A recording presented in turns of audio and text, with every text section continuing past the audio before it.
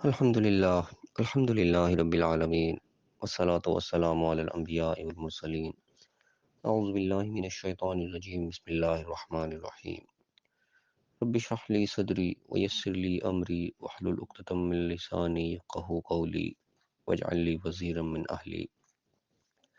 محترم سامعین، السلام علیکم ورحمۃ اللہ وبرکاتہ۔ الحمدللہ، قرآن پاک کا مطالعہ ہمارا جاری ہے۔ سورہ المائدہ کی آیت نمبر 37 تک ہم پڑھ چکے ہیں۔ آج انشاءاللہ آیت نمبر 38، 39 اور 40 پڑھیں گے۔ اعوذ باللہ من الشیطان الرجیم، بسم اللہ الرحمن الرحیم۔ والسارق والسارقۃ، اور چوری کرنے والا مرد اور چوری کرنے والی عورت، فاقطعوا ایدیہما، تو ان دونوں کا ہاتھ کاٹ ڈالو، جزاء بما کسبا نکالا من اللہ، یہ ان کے کیے کا بدلہ ہے جو کہ اللہ کی طرف سے سزا مقرر ہے۔ یہاں پہ چوری کی سزا کا تذکرہ ہو رہا ہے۔ اللہ تعالیٰ نے فرمایا کہ چوری کرنے والا چاہے مرد ہو چاہے عورت ہو، اس کا ہاتھ کاٹ دو، یہی اللہ کی طرف سے بدلہ ہے، ان کی سزا ہے جو انہوں نے کیا۔ اب بظاہر یہ دیکھنے میں بڑی سخت سزا لگتی ہے، اور جو غیر مسلم قسم کے لوگ یا اسلام کے بوجھ رکھنے والے لوگ اس چیز کے اوپر اعتراض کرتے ہیں کہ اسلام بڑا ایک بے درد مذہب ہے، جی اتنا سخت سزا رکھی ہوئی ہے کہ چوری کیا اس کا ہاتھ ہی کاٹ دی۔ چوری تو ایک دفعہ ہوئی، ہاتھ ساری زندگی کے لیے کٹ کے دوبارہ کبھی آئے گا ہی نہیں۔ لیکن اللہ تعالیٰ نے یہ کیوں رکھا ہے؟ اللہ تعالیٰ واللہ عزیز الحکیم، اللہ تعالیٰ غالب بھی اور حکمت والا بھی ہے۔ اللہ تعالیٰ زبردست ہے، جو چاہے حکم دیتا ہے، وہ حکیم ہے، اس کا جو حکم ہے وہ حکمت پر مبنی ہوتا ہے، خالی خولی نہیں ہوتا ہے۔ ایسے نہیں کہ الٹ ٹپ کوئی حکم دے دیا، اس کے پیچھے باقاعدہ پوری حکمت ہوتی ہے، پوری لاجک ہوتی ہے، اس کے تحت حکم دیا ہوتا ہے اللہ تعالیٰ نے۔ اب یہاں پہ جس طریقے سے دنیا میں دیکھا جاتا ہے کہ عام طور پر تو اسلامی قانون نافذ نہیں ہے، لیکن سعودی عرب کے اندر یہ والا قانون جو خاص طور پر نافذ ہے، وہاں پہ جو چور کرتا ہے اس کے ہاتھ کو کاٹا جاتا ہے۔ تو بظاہر دیکھنے میں ایسا لگتا ہے کہ جیسے سعودیہ کو جائے گا تو وہاں پہ ہر بندے کا جو ہے وہ دوسرے شخص کا ہاتھ کٹا ہوا نظر آئے گا۔ چوریاں تو بہت ہوتی رہتی ہیں ہمارے اپنے ملکوں میں، دیکھا تو آئے دن چوری کا کوئی نہ کوئی کام چلتا رہتا ہے۔ تو وہاں پہ لگتا ہے ایسے جیسے چوری تو ہوتی ہر جگہ، تو وہاں سے ہر شخص کا وہ ہاتھ کٹوا کے پھر رہا ہوگا، لیکن ایسا نہیں ہے۔ اور بلکہ ایک جائزہ لیا ہے تو سعودی عرب وغیرہ میں چوری کی شرح سب سے کم ہے، وہاں پہ سب سے کم چوری ہوتی ہے۔ کیوں ہوتی ہے؟ اسی لیے کہ سزا اتنی سخت رکھی گئی ہے کہ چوری سے کرنے سے پہلے جو ہے وہ 100 دفعہ سوچتا ہے، اگر میں پکڑا گیا تو میرا ہاتھ کٹ جائے گا، میں ساری زندگی کے لیے جو ہے وہ ایک معذور ہو جاؤں گا۔ تو وہ اتنی سخت سزا دیکھ کے ویسے ہی پیچھے ہٹ جاتا ہے، چوری وہ کرتا ہی نہیں ہے کہ میں کہیں پکڑا ہی نہ جاؤں۔ تو جہاں پہ اسلامی قوانین کا نفاذ کیا جاتا ہے وہاں اس کا باقاعدہ رزلٹ وہ پازیٹیو نکلتا ہے۔ اس سخت سزا کا مقصد یہ ہوتا ہے کہ وہ شخص سزا تک جاتا ہی نہیں ہے۔ اور یہاں پہ بھی یعنی کہ بڑے لوازمات کا خیال رکھا جاتا ہے کہ چوری جس شخص نے کی ہے اس کے حالات و واقعات کا بھی دیکھا جاتا ہے کہ اس سے پہلے جو وہاں کے جو ذمہ دار لوگ ان کی ذمہ داریاں ان کو بھی دیکھا جاتا ہے کہ وہ اپنی ذمہ داری پوری کر رہے ہیں کہ نہیں کر رہے۔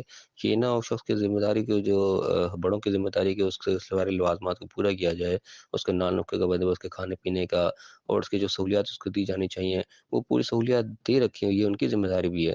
اور تمام سہولیات کے بعد بھی ہر چیز کے باوجود پھر وہ کوئی چوری کرتا ہے، پھر ناجائز کسی اس قسم کا کام کرتا ہے، پھر اس پہ سزا نافذ کی جاتی ہے۔ یہ نہیں کہ اس کو بنیادی ضروریات نہیں ملی، وہ روٹی سے ہی بھوکا کہ پیٹ میں روٹی نہیں گئی، اب اس نے کسی کی جا کے ایک روٹی چرا لی تو جا کے اس کا ہاتھ کاٹ دیا جائے، نہیں ایسا نہیں کیا جائے گا۔ سارے لوازمات کے پیچھے دیکھے جاتے ہیں کہ اس نے چوری کی ہے تو کس وجوہات کے تحت کی ہے، جو اس کی وجہ معقول نظر آئے گی کہ ہاں یہاں پہ اس کا چوری کرنے کا کوئی تک نہیں بنتا تھا، اس نے پھر ناجائز سے اپنے دنیاوی لالچ کی خاطر چوری کی ہے، پھر اس کے پھر سزا نافذ کی جاتی ہے۔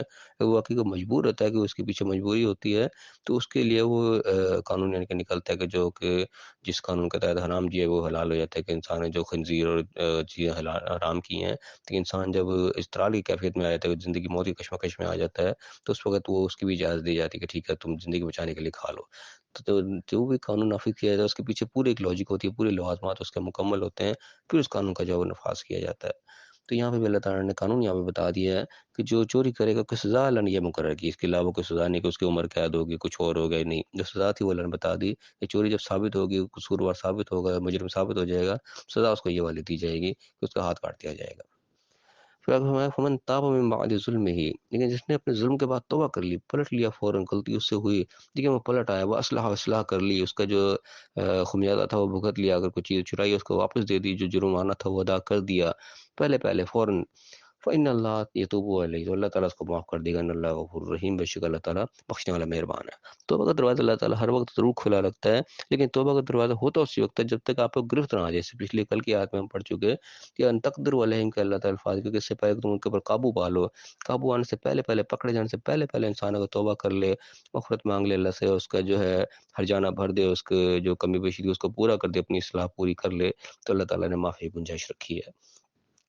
پھر میں علم تعلم ان اللہ له ملک السماوات والارض، کیا تم نہیں جانتے کہ اللہ تعالیٰ پوری زمین و آسمان کے بادشاہ، جتنے بھی آسمانوں میں اور زمین میں سب کے بادشاہ اللہ ہی کے لیے ہے۔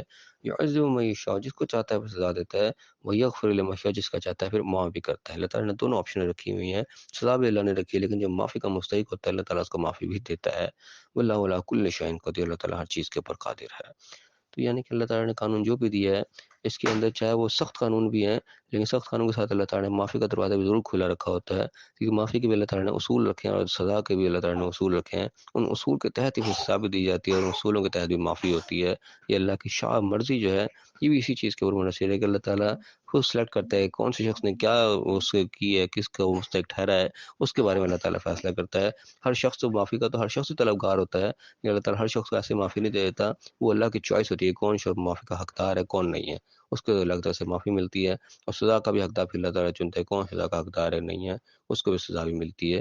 یہ اللہ تعالیٰ وہ آتا ہے کہ جس کو چاہتا ہے سزا دیتا ہے، جس کو چاہتا ہے معاف کرتا ہے۔ وہ چاہت اسی بنیاد پہ ہے کہ وہ سلیکشن اللہ کی ہوتی ہے کون کس چیز کا حقدار ہے۔